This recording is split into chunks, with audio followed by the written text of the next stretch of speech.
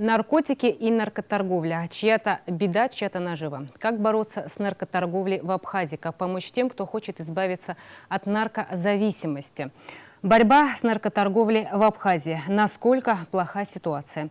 Тема нашей сегодняшней беседы. Здравствуйте. Сегодня у нас в студии Астамур Пачалия, начальник управления по контролю за оборотом наркотиков Министерства внутренних дел нашей страны. Руслан Чамлян, преподаватель кафедры уголовного права и процесса Абхазского государственного университета.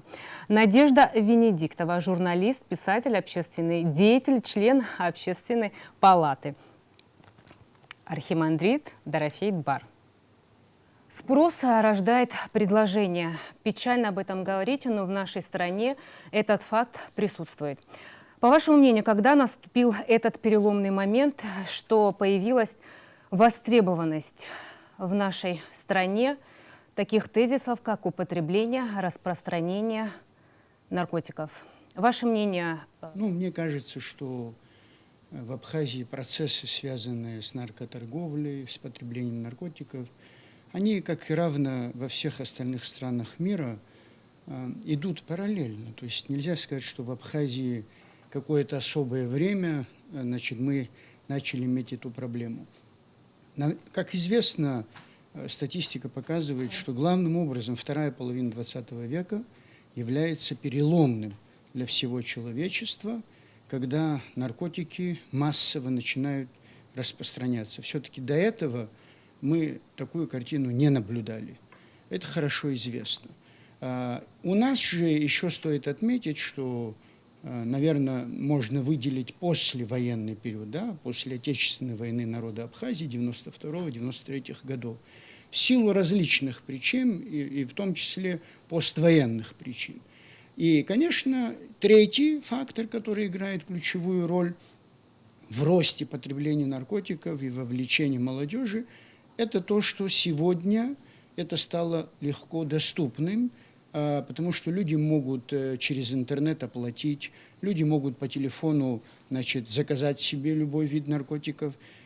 Вот этот очень важный момент. Почему? Потому что все-таки настоящие наркотики, о которых речь шла раньше и так далее, это не так легко было найти. А сейчас синтетика, заменители наркотиков, но, правда, эти заменители с более сильные, от них человек намного зависимее, чем от настоящих наркотиков. Вот это, безусловно, ключевой момент, переломный момент, и, наверное, если сказать хронологически, это последние 10 лет. Мы можем судить, как у каждого из нас есть телефоны, и когда появились телефоны и возможность через общение в интернет, это как раз вот последние 10 лет наиболее доступны стали наркотики. Мне так кажется. Продолжая эту тему, наверное, Астамур Рафитович, к вам следующий вопрос. У нас две границы. С какой из них все-таки к нам поступают такие тяжелые наркотики, как синтетические? В большинстве своем, то есть если мы судить будем по уголовным делам, по тем лицам, кого мы задержали, это более 98-99%. Это в основном поставки идут с Российской Федерации. То есть вся синтетика, такие как тяжелые наркотики, как метадон, там их разновидностей очень много, но в основном все идет с Российской Федерации. Все-таки у вас сейчас какая работа проводится? У нас граница была закрыта, сейчас она открылась. Как-то изменилась ситуация в плане завоза наркотических средств на территорию Абхазии? К сожалению, изменилась. Она увеличилась, то есть число поставок, можно так сказать, то есть увеличилось количество мест, где можно приобрести эти наркотики. То есть если раньше даже в период карантина было 1-2 места, где это можно было приобрести, то есть через интернет, то есть сегодня их десятки. То есть и в основном это Гудаутский район, Гагра, Афон, ближе к российской границе. То есть вот так получается. Современные технологии все-таки опережают нас всех. В этом направлении какая у вас к сожалению, ведется они работа? опередили, и в том числе и МВД. Мы сейчас не хотелось бы это все открыто говорить, но мы практически, можно так сказать, не контролируем этот процесс, потому что все происходит через интернет, через социальные сети, такие как Telegram, WhatsApp, которые, по сути, защищены, то есть как-то контролировать, как-то пресекать это в разы стало намного тяжелее. То есть если раньше была возможность какая-то, сейчас намного сложнее стало. В вашем отделе, насколько мне известно, не так много сотрудников, 5-6 сотрудников у вас на сегодняшний день. Как вы справляетесь с поставленной задачей? Все-таки такое количество людей для такого управления мало все-таки, наверное. Ну, к сожалению, да, людей не хватает, но это связано с определенными проблемами. То есть не хочется брать всех подряд, кто хотел бы работать в управлении. То есть идет жесточайший такой подбор кадров, то есть желающих действительно очень много. То есть люди, понимая, что это за управление, понимая, какие соблазны, какие, ну, все, что это, люди рвутся. Но мы стараемся отбирать, то есть мы в основном берем молодых, которые окончили академии в Российской Федерации или в наших университетах. Ну, в основном у нас все молодые кадры. Надежда Юрьевна, вы очень активный человек, участвуете в различных мероприятиях, круглых столах. По вашему мнению, все-таки тема наркотиков, она у нас закоренела? Основная проблема заключается в том, что у нас наркоман в нашем обществе не считается неприемлемой фигурой. То есть мы много говорим об этом, но на самом деле в глазах молодого поколения, которое постепенно приобщается к этому, наркоман скорее романтической фигурой. И вот в этом я вижу корень зла на самом деле. Потому что вместо того, чтобы выстраивать в молодых людях, в подростках какую-то вот такую стратегию созревания, которая направлена на развитие, на возможность получить образование, создать свое дело и так далее. Вместо этого у нас какая-то вот такая размытая атмосфера колышется. Ну и говорит, он наркоман, но ничего страшного, он хороший парень. Понимаете? А когда молодые люди видят, что к этому нет резко выраженного негативного отношения, они думают, что это все такое вот приятное баловство, начинают с этого, а потом уже становятся закоренелыми наркоманами, они уже практически для нас потеряны. Есть ли решение этого вопроса? Почему мы лояльно так относимся? Мы понимаем, что это человек, нуждающийся в лечении, но... Я думаю, что мы просто не осознали всю трагичность этого. Нет вот такого понимания в обществе, чтобы вот мы схватились за горло и сказали, все, надо это остановить, надо предпринять реальные шаги. Вот я, например, иногда смотрю, вот показываю, да, задержали там какого-то мелкого наркомана с 5-6 граммами. И вот показывают 1, 2, 3, 4, вот 5, 6 человек, я выдерживаю, дальше не могу смотреть. Это все люди однотипные, это люди с плохим образованием. У них даже мимика, в общем, уже какая-то деградировавшая. Видно, что они как-то неловко чувствуют себя в жизни, понимаете? И, конечно, для них наркотики – это замена настоящей полноценной жизни. Вот, и когда мы не даем им, то есть мы их не подталкиваем так вот целенаправленно, с пониманием, с профессиональным пониманием особенностей каждого человека, то, конечно, ему легко уйти в сторону. Что такое, подумаешь, там, подкурил, подкололся, ты уже кайфуешь. А добиться того, чтобы ты кайфовал от настоящей реальной жизни, вот этому мы не учим. И я думаю, что вот основная проблема в этом. И она везде. Вы уж посмотрите, по всему миру основная часть наркоманов – это люди из бедных семей, с плохим образованием. И они находят себе просто такой легкий кайф, который потом оборачивается смертельной опасностью. Среди людей образованных, успешных и так далее, там, богема там балуется. А так в основном люди просто, им некогда, они работают, они учатся, они путешествуют. Да, кстати, вот я добавлю к тому, что, допустим, многие скандинавские страны, да, та же Исландия, она немногочисленная по численности населения и так далее, достаточно близка к нашим реалиям. Ведь они как решили этот вопрос? Они решили вопрос исключительно тем, что заняли молодежь. То есть отстроили спортзалы, отстроили другие какие-то культурные здания и так далее. И они заняли всецело молодежь И если вы посмотрите статистику, да, огромный спад произошел за последние 15 лет в употреблении наркотиков.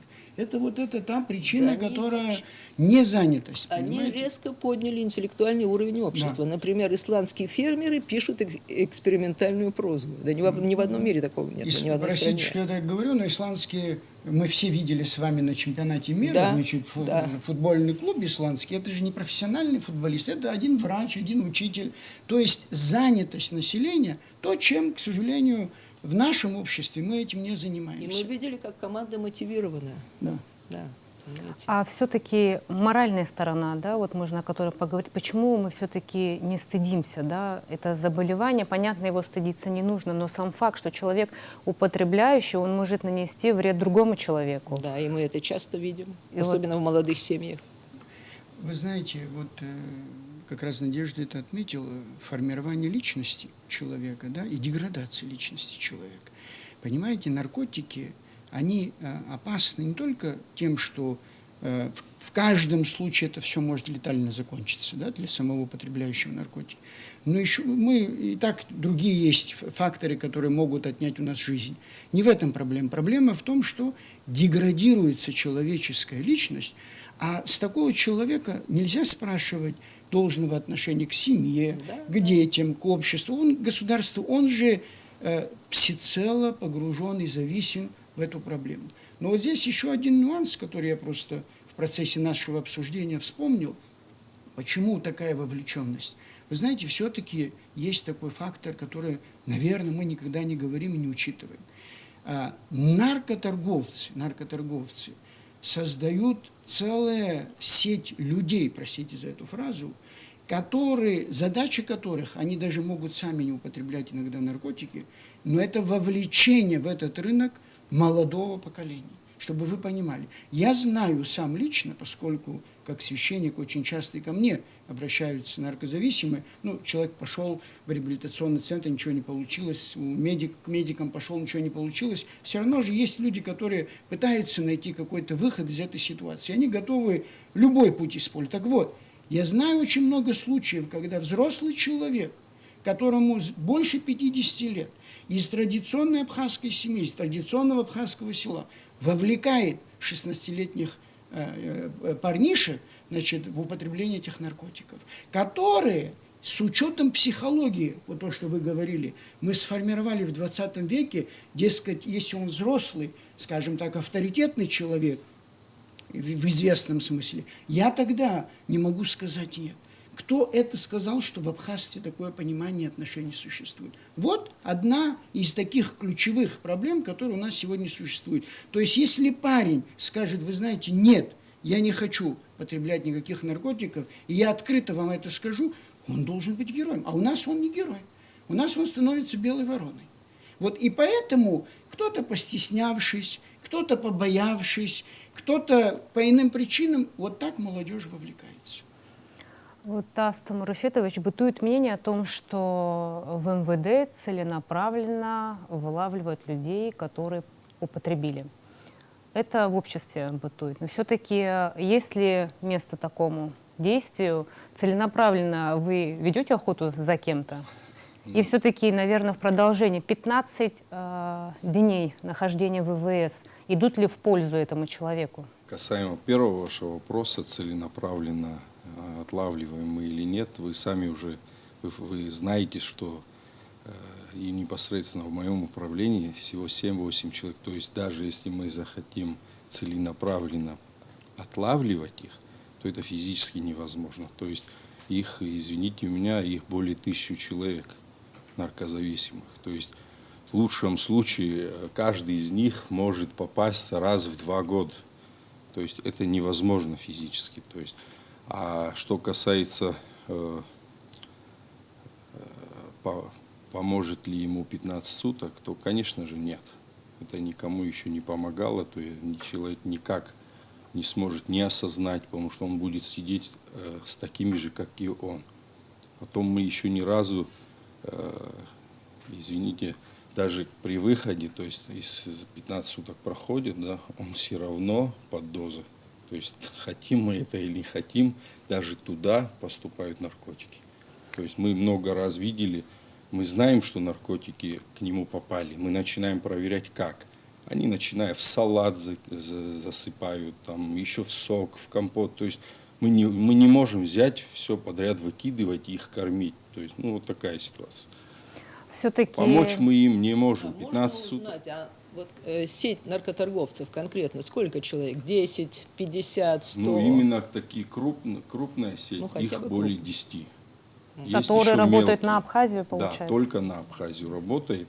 Но есть еще более мелкие, ну, они Такие более дилеры, в да? районах работают. А есть сеть, ну, есть конкретные наркоторговцы, они работают практически по всей Абхазии. Я могу спросить, кого-то из них, допустим, вы знаете поименно? Поименно мы почти половина знаем. Многие из них это жители Сочи, Адлер, Краснодарский. То есть мы многих из них уже установили, но, к сожалению, у нас нет возможности. Некоторые из них даже в розыске на территории Абхазии. Но у нас нету таких... А взаимодействие, скажем, с взаимодействия МВД России? Вот, Пока, к сожалению, взаимодействие не на таком должном уровне, чтобы привлечь их на территории Российской Федерации. понятно. Но какая-то работа у вас проводится для того, чтобы ваши специалисты набрались какого-то опыта хотя бы на территории Абхазии? Так сказать, опыта, в принципе, хватает для борьбы. Нам не хватает технических средств, нам не хватает современного оборудования, которое можно было использовать в борьбе с наркоторговцами. То есть вы не можете создать доказательную базу, да? Да, все, именно так. Получается, именно вот эта законодательная база, да, и в ней есть все-таки пробел. К чему я это все говорю? Нет, законодательной У базы... нас часто люди выходят, да, все-таки дело развалится в суде. Это с чем связано? Нехватка первичного материала или все-таки Нет, в суде чаще находят всего есть, какую-то лазейку? В каждом законе есть определенные лазейки. Это по состоянию здоровья многие выходят. То есть по истечению какого-то времени, год-два отсидят они, потом они начинают выискивать какие-то средства, что они инвалиды там, и болеют, что им невозможно дальше сидеть в тюрьме. Ну, вот такие способы находят, чтобы выйти из тюрьмы. И продолжая, наверное, это уже, Руслан, к вам будет адресовано, все-таки профильно. Есть ли какие-то лазейки, которые можно было бы избежать и все-таки какие-то внести поправки для все-таки урегулирования этого вопроса, чтобы наш уголовный кодекс все-таки работал? Спасибо за вопросы и приглашение. Тема на самом деле актуальна. Она стала, к сожалению, такой в последнее время, из года в год. Ситуация на самом деле все ухудшается. Даже название «борьба с наркоторговлей» в Абхазии уже настораживает, что этот вопрос стоит таким образом. Кроме того, в общем, скажу и о причинах. Хотел бы в этот момент обратить внимание, что действительно имеет место быть и социально-экономическое развитие страны, которое не в пользу борьбы с наркоторговлей. Кроме того, есть и другие причины. Да, абсолютно правильно было здесь сказано, что большой негативный след, конечно, ставил и последствия войны. Многие объективным причинам были вынуждены употребить наркотики, чтобы снять там боль и так далее. Есть определенные моменты. Но, к сожалению, наркотики стали и производными для других преступлений, то есть совершения преступления других для того, чтобы добыть определенные средства на их приобретение, ну, для приобретения наркотиков. Что же касается законодательной базы, новый уголовный кодекс был принят в 2007 году и вступил в силу 1 июня 2007 года. С тех пор по настоящее время как минимум 5 раз менялись нормы касательно уголовной ответственности за незаконный оборот наркотиков. Последние изменения, которые имели место быть в 2019 году, предусмотрев даже смертную казнь за наркоторговлю, то есть имеется в виду это незаконный оборот только в части ввоза, вывоза, да, то есть Но и после этого были внесены еще поправки. Они приняли этот закон, должен был вступить в силу с 1 января 2020 года, не смог вступить закон в силу, потом, не вступивший в закон в силу, пришлось еще раз поправку вносить, там отодвигались сроки. Но касательно ответственности, сейчас не хотелось бы уходить в сторону от вашего вопроса. впервые в истории ответственность за незаконный оборот наркотиков все-таки был предусмотрен еще в 1925 году, когда был принят Уголовный кодекс Абхазии, тогда Абхазской Советской Социалистической Республики. Там предусматривала всего лишь одна статья, которая предусматривала ответственность в виде исправительных работ и штрафных санкций за изготовление ядовитых, сильнодействующих веществ и средств. После этого абсолютно верно здесь сегодня было сказано о том, что вторая половина XX века, то есть с принятием Уголовного кодекса 1960 года, там уже были предусмотрены 4 статьи. В том числе была предусмотрена уголовная ответственность за потребление, за повторное потребление, если ранее это лицо подвергалось к административной ответственности, то есть преюдиция была административная. К сожалению, такой нормы сегодня в действующем Уголовном кодексе, который предусматривал бы уголовную ответственность за повторное потребление, после того, как имеется административное взыскание. Такой нормы в Уголовном кодексе нет. Может быть, эта норма какую-то меру сыграла бы роль, но опять-таки сейчас экспериментировать тоже не хотелось бы.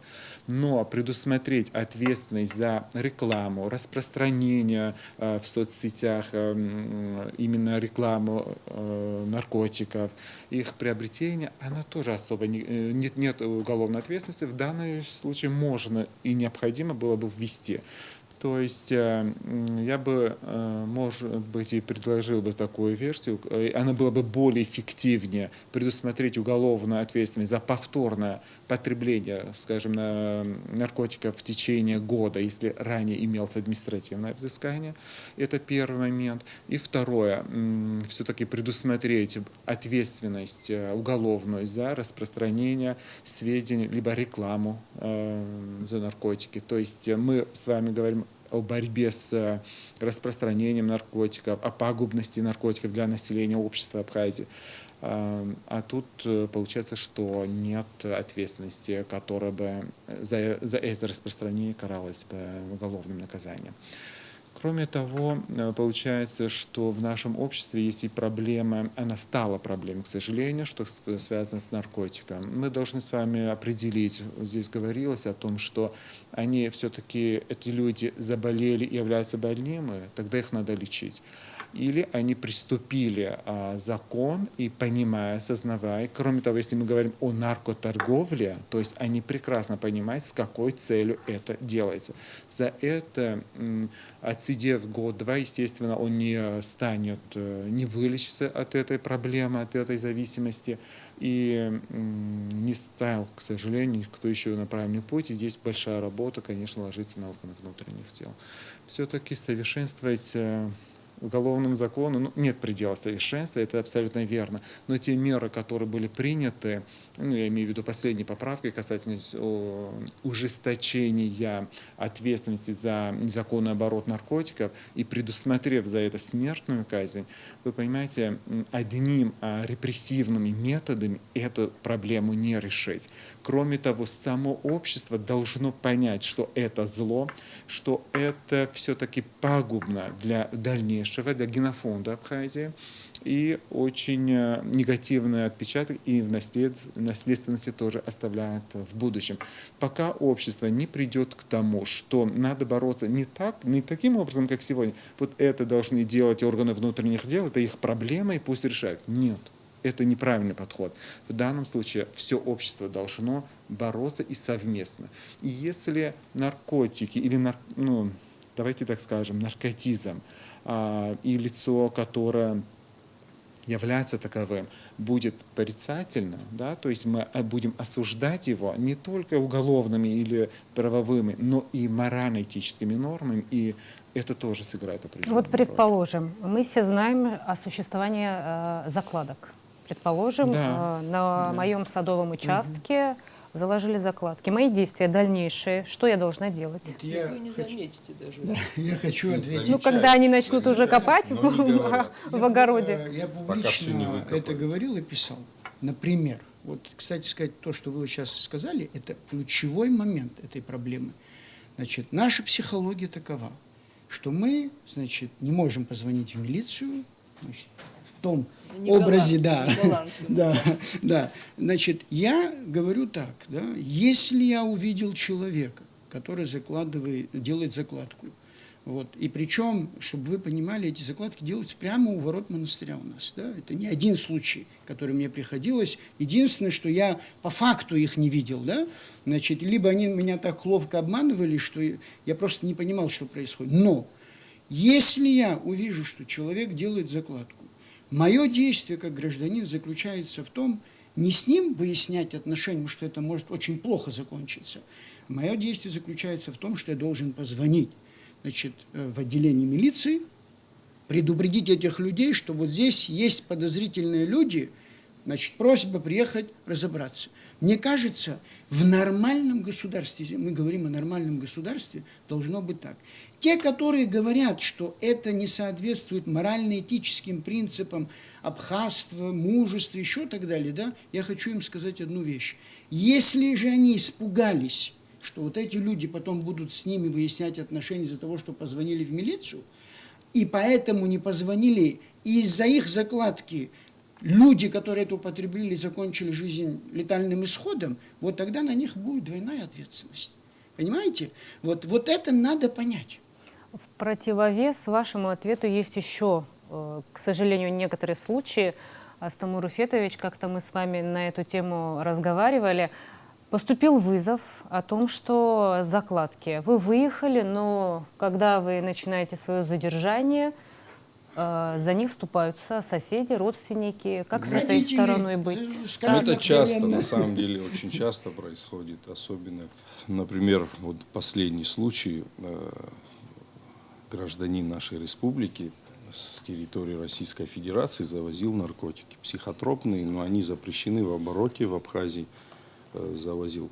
Вплоть до того, что мы элементарно понятых не могли найти, люди приходили, их забирали, оттаскивали от нас. То есть мы пытаемся оформить его, как полагается по закону, но его нам не давали. Все понятые разворачивались, убегали, уходили, их увозили, вплоть до того, пока мы его не увезли в другое отделение милиции и там уже не оформили. Вот такое сопротивление нам оказывают и очень часто. То есть это родственники, да? Родственники, знакомые, просто проходящие люди. Я извиняюсь, а потом, в дальнейшем, когда дети этих людей, которые вот так делают, оказываются, не дай бог, в такой ситуации, эти же люди первыми кричат, где государство, где общество, почему не ведется никакая борьба. Ну, друзья мои, если каждый из нас это не поймет, невозможна эта борьба. Все-таки что мы должны сделать, чтобы наше общество сознательно уже пришло к тому, что надо принимать какие-то меры? Все-таки, если ты видишь, что такое происходит, ты должен реагировать.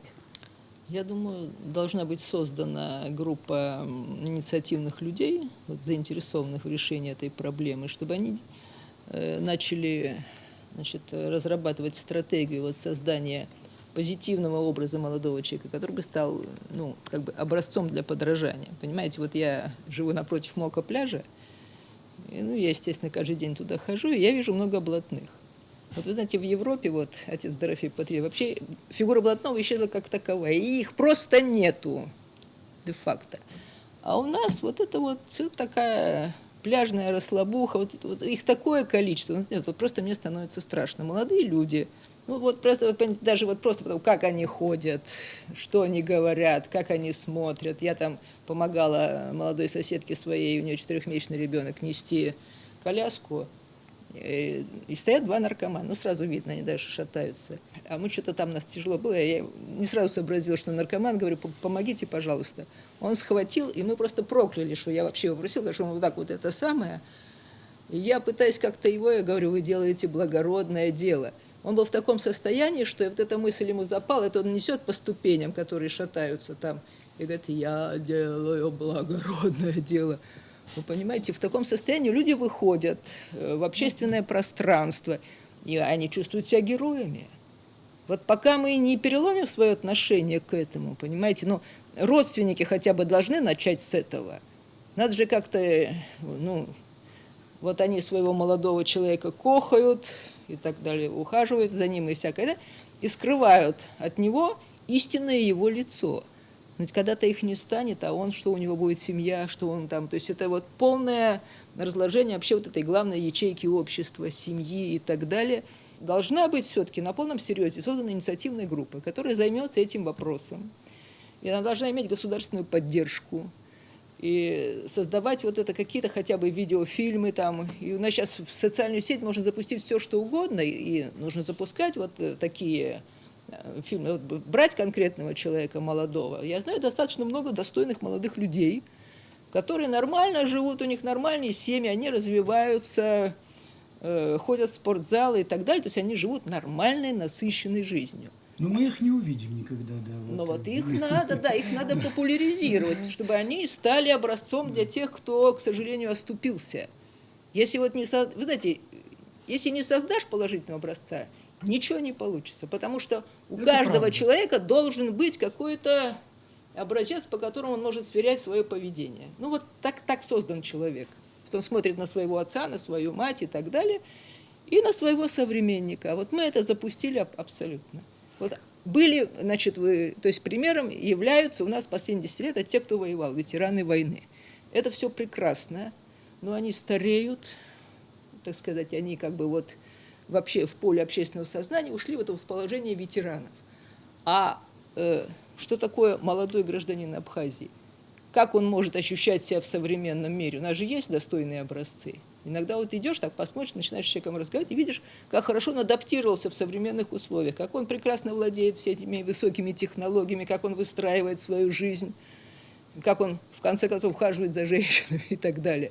То есть каждому отдельному человеку, особенно из деревни, должно быть понятно, что можно сделать, чтобы чувствовать себя в жизни уверенно и даже, скажем, элегантно. Вот это надо делать. Если мы говорим, что все-таки такие люди нуждаются в лечении, отец Дорофей, у вас огромная проделанная работа. У вас составлена программа. Вы в селе Анхуа сегодня активно проявляете работу, свою деятельность. На каком вы сейчас этапе все-таки вы планируете открыть там реабилитационный, достаточно очень серьезный центр? Да, ну я понимаю, что вот первая часть нашей сегодняшней беседы, безусловно, конечно, должны работать законы, должны работать, значит, должны работать люди, которые, значит, имеют отношение к Министерству внутренних дел и так далее, ужесточение законов, осуждение общества. Это все правильно и так должно быть. Но всегда мы должны понимать, что четко должна быть граница между наркоторговцами и людьми, которые оказались зависимы от наркотиков по разным причинам. Я хочу заверить вас, что очень большой процент, который просто случайно, вы были вовлечены во все это и хотели бы от всего этого избавиться, но нет на то ни моральных, ни физических, ни иных сил и возможностей. И вот здесь, конечно, мы с вами, как абхазское общество, в еще худшем положении находимся, да? Если, допустим, нет технологии, вот здесь говорилось о том, чтобы выследить и так далее, это на самом деле очень дорогостоящая вещь, да? Нет возможности жестко контролировать границу, да, и так далее, то и в этом вопросе мы, к сожалению, очень сильно отстаем. Почему? Потому что у нас нету ни одного серьезного реабилитационного центра, рассчитанного на наших с вами граждан. Есть несколько реабилитационных центров, которые из-за наших климатических условий, допустим, да, привозят с России, из других регионов, да, за пределами Абхазии люди приезжают сюда и их лечат. Но для наших собственных граждан этого нету. И все это чем заканчивается? Значит, берут родители молодого человека, вывозят в Россию, платят 500-600 тысяч рублей. И еще дальше. Да, и еще дальше. И он находится там 6-8 месяцев в зависимости от той или иной программы. Простите, я вас перебью. Это сумма за месяц лечения? Нет, Это за курс. За курс лечения, да.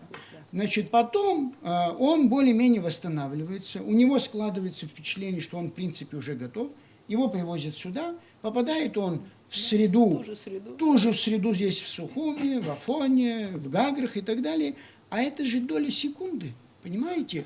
И вот эти все деньги, все усилия родителей и так далее. Поэтому я считаю, что вот и моя задача заключается в том, что создать реабилитационный центр, где человек, уже прошедший курс да, уже физически, в некотором смысле восстановившийся, но имеющий очень сильную психологическую зависимость, значит, чтобы он в течение 3, 5, 6, а может быть и больше лет в этом реабилитационном центре не просто отдыхал в изоляции, а работал, да, понимаете, трудовая терапия, чтобы он мог зарабатывать себе, значит, своим близким.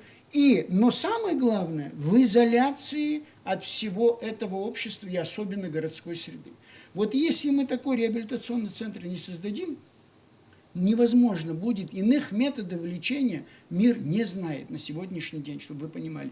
Это не означает, что все, кто туда придут, допустим, 100 человек придет, и они все 100 будут здоровыми. Нет, мы должны с вами четко понимать, в вопросе наркомании задача наша, как и любого другого общества и государства, минимализации этой проблемы.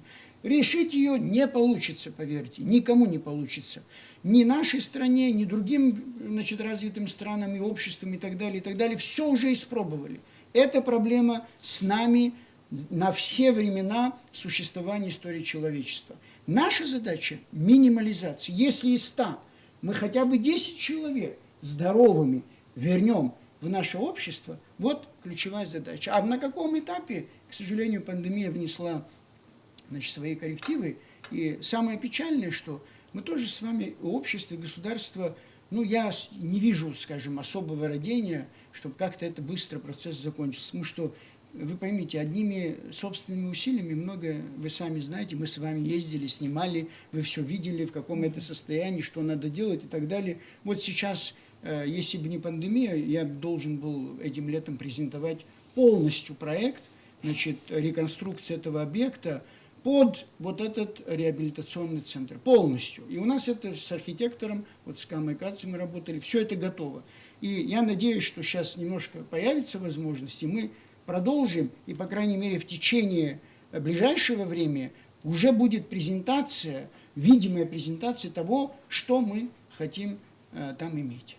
Мне кажется, вот эта изоляция не должна быть полной и безоговорочной, а вы должны туда приглашать людей, которые действительно могут послужить, то есть могут подсказать людям, как жить яркой, насыщенной жизнью, чтобы они не чувствовали себя изгоями. Конечно. То есть это должно быть там должны быть лекции, там должен быть музей, там должен быть должна быть восстановлена да. хотя бы какая-то часть настоящей жизни. Я с удовольствием бы приехала и рассказала свой опыт, как я выстроила свою личность и так далее. То есть надо людям помочь. Да, нужно в них пробудить, допустим, у человека может быть потрясающий талант скрытый. Да, понимаете? он просто не знает он просто ее никогда не раскрывал, и таковой возможности у него не было. Не было, вот, то есть целенаправленность, вот сейчас Надежда как раз точно это сказала, вот цель этой реабилитационного центра, чтобы человек стал понимать, что он человек. Чтобы он ценил свою личность. И ценил свою личность. Осознал ее потенциал. Чтобы могли просто раскрыть Конечно, его, и он раскрыть его. Один, показал, допустим, что он на что-то способен позитивное. Чтобы он поверил в себя. Чтобы он поверил в себя, что в этом обществе, где ему казалось, что уже все закончилось для него, да, нет, есть масса перспектив. И таких, кстати сказать, примеров очень много. Да. Когда люди, когда-то зависимые от наркотиков, сегодня потрясающие люди, личности, значимые личности в нашем обществе. Да. Человек должен осознать свою ценность. Он неповторим, он уникален. Вот это ему надо объяснить. Все-таки, наверное, вот я как мама, моему сыну 11 лет, и слово наркотики меня вгоняют в ужас. Да. Я хочу рассказать вот сейчас недавно об инциденте. Я подробностей не знаю, но сам факт того, что школьники сегодня могут себе позволить употребить горячительные напитки и устроить какие-то разборки в здании, для меня, конечно, это немножечко неприемлемо, что школьники могут себе такое позволить. Все мы родом из детства, все мы гуляли, отдыхали, с педагогами ходили на какие-то мероприятия, но вопрос, наверное, к вам. Часто ли вы сталкиваетесь с тем, что молодые люди именно школьного возраста под наркотическим воздействием? В моей практике этого не было. Я не так давно в системе МВД работаю, мне сложно сказать сейчас. По вашему мнению, какая работа должна проводиться, чтобы все-таки не было желания у подростков попробовать? Необходимо, наверное, все равно пропагандировать здоровый образ жизни, наверное, показывать на личном примере, как надо правильно жить, как надо выстраивать свою жизнь. То есть Мы же видим, сегодня тот же школьник, уходя, ему некуда идти, ни толком ни спортзалов нету, ни развлекательных каких-то центров, где ребенок мог бы развиваться, образование получать получше. То есть только так, наверное, больше что можем. Чисто Потом семья же очень важна. Вот у меня соседка простая, по-моему, она даже без мужа в соседнем доме живет. Вот такая традиционная абхазка, очень хорошая женщина. У нее мальчик был где-то лет 10. И он узнал по абхазскому телевидению про какого-то нашего известного борца. Сейчас не помню уже имена. Вот парень пошел сам в борцовскую секцию, и сейчас он в России занимает призовые места. То есть сам абсолютно, вот никто его не накачивает. Мама, наверное, уже сформировала в нем такое доброкачественное начало. И человек начал тренироваться, и его, пожалуйста, уже. Недавно 3-е место занял на каком-то турнире российском. Рената, отвечая на ваш вопрос, который вы задали, я как священник могу сказать, допустим, там все-таки дело производства, да, по факту должно быть. Я могу вам сказать, что 20-30% старшеклассников потребляют наркотики. А ужас какой. 20-30%. И тут еще проблема, разные, да, разных видов. Причем это мальчики? хочу вам сказать, что из этих 20-30% 10% это девушки. Ужас. Да. Значит, мотивы разные, причины разные и так далее. Это все долго можно обсуждать. Но мне кажется, тут еще проблема, раз мы говорим о школьниках. Вы понимаете, у нас подход образования, к сожалению, он так сложился. Вот наша задача напичкать голову человека большим количеством информации, знанием языков, чтобы завтра он поступил на экономически, юридически хорошие факультеты в любом университете, лучше вообще еще за границей, потом, чтобы он вернулся, да, и занял какое-то хорошее кресло, какое-то хорошее место, чтобы жить богато и счастливо. Да? Вот такой образ у нас сегодня, к сожалению, у 80% нашего населения сформировался. Вот весь идеал нашей жизни. А если мы все-таки начнем формировать личность человека, да, в школе уже начнем... Программа какая-то именно в школе, что Конечно, было? конечно. Ну вот здесь и Надежда может сказать, и вы, наверное, лучше меня знаете. Ну, я тоже знаю детей и так далее. Вы знаете, редко, когда встретишь беседу учителя с учениками о каких-то главных вопросах в жизни. Да. Понимаете? Вот мы это забыли. Вот мы это забыли. Если мы к этому не вернемся, я хорошо помню, по крайней мере, я застал, когда и преподаватели университета, и школьные преподаватели поднимали какие-то очень животрепещущие проблемы в нашей жизни, которые нам было стыдно сказать. Но когда это они проговаривали, мы из этого делали какие-то выводы. Сегодня этого нету. Одет, обут, хорошая машина, хорошая работа, социальный статус сведен к этому. А то, что человек может быть в кедах самых простых и очень скромной одежде, но с ним 1000 раз интереснее жить, и эта жизнь намного прекраснее, этого понимания, к сожалению, мы не пропагандируем. Рената, мы должны пропагандировать вот то, что Исландия сделала. Если бы Исландия поставила бы целью для своих детей, значит, что вы все должны хорошее образование получить и стать министрами, ничего бы не получилось бы. Хочу вот просто продолжение. Сейчас я вам дам слово, как раз как со студентами вы проводите свою работу. Министерство внутренних дел одно время, они читали лекции в школах по работе с несовершеннолетними, но случился казус. Родители восприняли это иначе, как пропаганду, что дети приходят и рассказывают о том, что нам рекламируют наркотики. Получается, это дети не воспринимают, взрослые не воспринимают, что нам пора говорить с детьми уже на эти темы, нам пора уже объяснять, что такое хорошо и что такое плохо. Или все-таки у нас сама программа не разработана и не подготовлена, хотя во всех европейских странах там все уже сделано. В принципе, тут не нужно ничего создавать и придумывать. Рената, я извиняюсь, что, так сказать, снова мне приходится это сказать, но мне важен один только момент. Кто этот человек пришел в эту школу? Вы поймите, иначе все обесценится. Когда дети, для них должны быть, вот то, что Надежда говорила, очень серьезные личности, которым они хотят подражать, и они уверены в этих личностях. Понимаете, все зависит не только от того слова, которое ты говоришь, и каким способом. Это можно сегодня выучить прекрасно, да?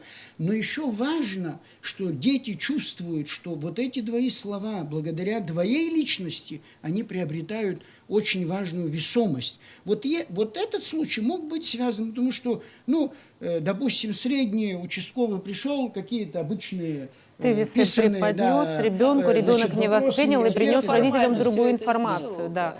Какую работу вы проводите в университете? Вы вообще говорите на эти темы, обсуждаете? Все-таки это уже взрослые, осознанные люди, и как они Спасибо воспринимают? за вопрос, очень интересный, актуальный вопрос на самом деле. И не первый год уже при поступлении в Абхазский госуниверситет молодые люди, абитуриенты, представляют справку из наркодиспансера о том, что не то, что они не потребляли или не состоят, а то, что в их крови не обнаружены наркотические вещества. И после того, как они представляют такую справку из этого медицинского учреждения, абитуриент допущен к вступительным испытаниям. То есть в данном случае мы с вами говорим о различных структурах, создать там какую-то еще новую общественную организацию, группы, Очень центр, многое в идея, мире да, делается неплохая. общественной Но энергией. при этом есть и наркодиспансер, который сегодня все же выполняет. Я сейчас не Это выступаю в скорая роли. помощь, чтобы вы понимали. Наркодиспансер – это скорая помощь. Я все-таки не выступаю в роли их адвоката, но все же они выполняют определенную работу, непростую работу. И не только тех, кого приводят на обследование, но и те, которые нуждаются в помощи и которые являются наркозависимыми, и действительно, которые пришли к тому, что им надо избавиться от этого зла. Поэтому роль этого учреждения не предвосхищаю, а говорю о том, что наоборот, наверное, государство больше внимания следовало уделить в смысле обеспеченности кадров, медикаментов и новых технологий, как вы говорите, для того, чтобы поставить человека на правильный путь. Возвращаясь к вопросу вуза. Абхазского государственного университета, естественно, ВУЗ проводит не только воспитательную работу, но и социальную тоже. Почему социальную? Потому что на самом деле в нашем обществе очень много проблем, в том числе социальной необустроенности. Университет – учебное заведение, но помимо этого ведет и социальную работу. То есть ВУЗ принял молодых людей, и окончив вуз, этот человек уже совершенно другой, имеет представление о жизни намного больше, чем был это естественным момент. Кроме того, каждый преподаватель, зайдя в аудиторию, помимо того, что он дает определенную информацию учебного характера, ведет и воспитательную работу. Итоги мы подводить по этому вопросу пока, к сожалению, не можем. Вопрос да. остается открытым, и все-таки, может быть, вы предложите какие-то пути решения из выхода этого положения. Ваше мнение, что нужно сделать? Первое – это, конечно, лечить наркозависимых, реабилитировать их, сокращать число именно наркозависимых. Только просто бороться именно силами милиции – это невозможно. Мы не сможем побороть это окончательно. То есть мы должны понимать, что их надо вылечить, их надо уменьшить. То есть тогда и нам будет проще. Само собой, и граждане нам должны оказывать поддержку, помогать.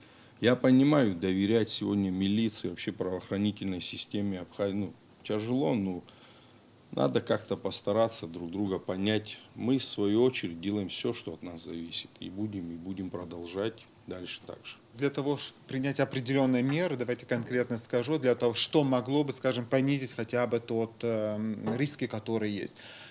Первое, начнем с того, чтобы усилить все-таки работу пограничных служб, поскольку мы говорим о наркоторговле, и большая проблема все-таки сопредельных регионов, сопредельных страной регионов. И для этого наверняка было бы большой подспорьем и большая работа, эффективная была бы работа, если была бы кинологическая служба, то есть обученные собаки и так далее.